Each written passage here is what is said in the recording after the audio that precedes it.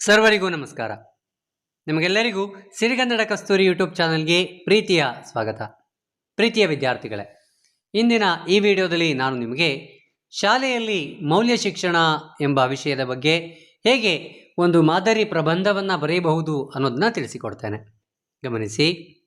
ಪ್ರಾರಂಭದಲ್ಲಿ ಪೀಠಿಕೆ. ಶಿಕ್ಷಣದ ಅಂತಿಮ ಗುರಿ ಚಾರಿತ್ರ್ಯ ನಿರ್ಮಾಣ ಎಂದಿದ್ದಾರೆ ಮಹಾತ್ಮ ಗಾಂಧೀಜಿಯವರು. ಕೇವಲ ಅಂಕಗಳನ್ನು ಗಳಿಸುವುದು ಅಥವಾ ಪದವಿ ಪಡೆಯುವುದು ಶಿಕ್ಷಣದ ಉದ್ದೇಶವಲ್ಲ. ವಿದ್ಯಾರ್ಥಿಗಳಲ್ಲಿ ಅತ್ಯುತ್ತಮ ಮೌಲ್ಯಗಳನ್ನು ಬೆಳೆಸಬೇಕು. ಈ ಮೌಲ್ಯಗಳನ್ನು ಬೆಳೆಸುವಲ್ಲಿ ಮೌಲ್ಯ ಶಿಕ್ಷಣದ ಪಾತ್ರ ಮಹತ್ವದ್ದಾಗಿದೆ. ಮೌಲ್ಯ ಶಿಕ್ಷಣ ಎಂದರೆ ಒಬ್ಬ ವ್ಯಕ್ತಿಗೆ ಸರಿ ಮತ್ತು ತಪ್ಪುಗಳ ನಡುವಿನ ವ್ಯತ್ಯಾಸವನ್ನು ತಿಳಿಸಿಕೊಡುವ, ಮಾನವೀಯ ಗುಣಗಳನ್ನು ಬೆಳೆಸುವ ಮತ್ತು ಉತ್ತಮ ಪ್ರಜೆಯನ್ನಾಗಿ ರೂಪಿಸುವ ಶಿಕ್ಷಣವಾಗಿದೆ. ವಿಷಯ ನಿರೂಪಣೆ. ಮೌಲ್ಯ ಶಿಕ್ಷಣ ಎಂದರೆ ವ್ಯಕ್ತಿಯ ನೈತಿಕ, ಸಾಮಾಜಿಕ ಮತ್ತು ಆಧ್ಯಾತ್ಮಿಕ ವಿಕಸನಕ್ಕೆ ಪೂರಕವಾದ ಶಿಕ್ಷಣ. ಇದರಲ್ಲಿ ಪ್ರಾಮಾಣಿಕತೆ, ಶಿಸ್ತು, ದಯೆ, ಸಹಬಾಳ್ವೆ, ತಾಳ್ಮೆ ಮತ್ತು ದೇಶಪ್ರೇಮದಂತಹ ಗುಣಗಳನ್ನು ಕಲಿಸಲಾಗುತ್ತದೆ. ಪುಸ್ತಕದ ಜ್ಞಾನವು ಬುದ್ಧಿವಂತಿಕೆಯನ್ನು ನೀಡಿದರೆ ಮೌಲ್ಯ ಶಿಕ್ಷಣವು ವಿವೇಕವನ್ನು ನೀಡುತ್ತದೆ. ಶಾಲೆಯಲ್ಲಿನ ಮೌಲ್ಯ ಶಿಕ್ಷಣದ ಅನಿವಾರ್ಯತೆ. ಇಂದಿನ ಸ್ಪರ್ಧಾತ್ಮಕ ಜಗತ್ತಿನಲ್ಲಿ ವಿದ್ಯಾರ್ಥಿಗಳು ಯಾಂತ್ರಿಕವಾಗುತ್ತಿದ್ದಾರೆ. ಇಂತಹ ಸಂದರ್ಭದಲ್ಲಿ ಮೌಲ್ಯ ಶಿಕ್ಷಣದ ಅಗತ್ಯತೆ ಹೆಚ್ಚಿದೆ. ವ್ಯಕ್ತಿತ್ವ ವಿಕಸನ. ವಿದ್ಯಾರ್ಥಿಗಳಲ್ಲಿ ಆತ್ಮವಿಶ್ವಾಸ ಮತ್ತು ನಾಯಕತ್ವದ ಗುಣಗಳನ್ನು ಬೆಳೆಸಲು ಇದು ಸಹಕಾರಿ. ಶಿಸ್ತು ಮತ್ತು ಸೌಜನ್ಯ. ಹಿರಿಯರನ್ನು ಗೌರವಿಸುವುದು, ಶಾಲಾ ನಿಯಮಗಳನ್ನು ಪಾಲಿಸುವುದು ಮತ್ತು ಸಹಪಾಠಿಗಳೊಂದಿಗೆ ಸೌಜನ್ಯದಿಂದ ವರ್ತಿಸುವುದನ್ನು ಮಕ್ಕಳು ಕಲಿಯುತ್ತಾರೆ. ಮಾನಸಿಕ ಸದೃಢತೆ. ಒತ್ತಡದ ಪರಿಸ್ಥಿತಿಯಲ್ಲಿ ಧೃತಿಗೆಡದೆ ನಿರ್ಧಾರ ತೆಗೆದುಕೊಳ್ಳುವ ಸಾಮರ್ಥ್ಯವನ್ನು ಇದು ನೀಡುತ್ತದೆ. ಸಾಮಾಜಿಕ ಜವಾಬ್ದಾರಿ.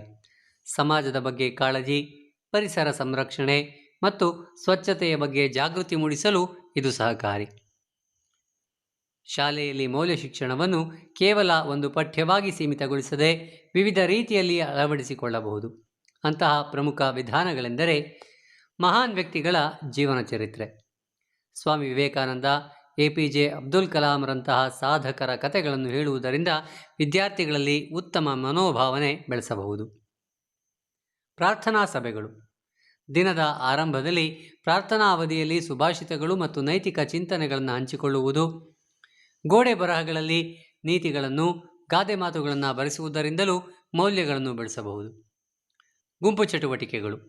ಕ್ರೀಡೆ ಮತ್ತು ಸಾಂಸ್ಕೃತಿಕ ಕಾರ್ಯಕ್ರಮಗಳನ್ನು ಶಾಲೆಯಲ್ಲಿ ನಡೆಸುವುದರಿಂದ ವಿದ್ಯಾರ್ಥಿಗಳಲ್ಲಿ ಒಗ್ಗಟ್ಟು ಮತ್ತು ಸಹಕಾರ, ಹೊಂದಾಣಿಕೆಯಂತಹ ಮೌಲ್ಯವನ್ನು ಕಲಿಸಬಹುದು. ಶಿಕ್ಷಕರ ಮಾದರಿ ವ್ಯಕ್ತಿತ್ವ. ಶಿಕ್ಷಕರೇ ಮಕ್ಕಳಿಗೆ ಮೊದಲ ಮಾದರಿಯಾಗಿರುವುದರಿಂದ ಅವರ ನಡವಳಿಕೆ ವಿದ್ಯಾರ್ಥಿಗಳ ಮೇಲೆ ಪ್ರಭಾವ ಬೀರುತ್ತದೆ. ಹಾಗಾಗಿ ಶಿಕ್ಷಕರು ವಿದ್ಯಾರ್ಥಿಗಳಿಗೆ ಮಾದರಿಯಾಗುವಂತಹ ವ್ಯಕ್ತಿತ್ವ ಹೊಂದಿರಬೇಕು. ಉಪಸಂಹಾರ. ಮೌಲ್ಯಗಳಿಲ್ಲದ ಶಿಕ್ಷಣವು ಚುಕ್ಕಾಣಿ ಇಲ್ಲದ ಹಡಗಿನಂತೆ. ವಿದ್ಯಾರ್ಥಿಗಳು ಕೇವಲ ಡಾಕ್ಟರ್, ಇಂಜಿನಿಯರ್ ಆದರೆ ಸಾಲದು. ಮೊದಲು ಉತ್ತಮ ಮನುಷ್ಯರಾಗಬೇಕು. ಶಾಲಾ ಹಂತದಲ್ಲೇ ಇಂತಹ ಉತ್ತಮ ಮೌಲ್ಯಗಳನ್ನು ಬಿತ್ತುವುದರಿಂದ ಭವಿಷ್ಯದಲ್ಲಿ ಅಪರಾಧ ಮುಕ್ತ, ಶಾಂತಿಯುತ ಮತ್ತು ಅಭಿವೃದ್ಧಿ ಹೊಂದಿದ ಸಮಾಜವನ್ನು ನಿರ್ಮಿಸಲು ಸಾಧ್ಯವಿದೆ.